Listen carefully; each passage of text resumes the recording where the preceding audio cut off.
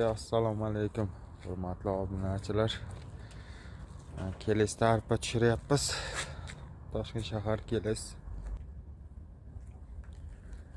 Birinchi vagonda bo'p, ikkinchi vagonda ham yarmini tushirib qo'ydik.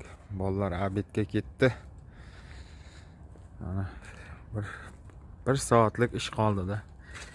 Bir soatda xudo xolasa vagon tugaydi. Yarmini bo'ldik mana. Bugunga 2 vagon bo'lyapti. Bugunga 2 vagon. Kecha 2 vagon tushirdik. Nari yoqda. Bugun 2 vagon.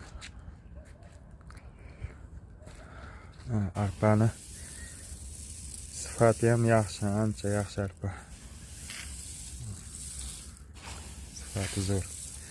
Kelesda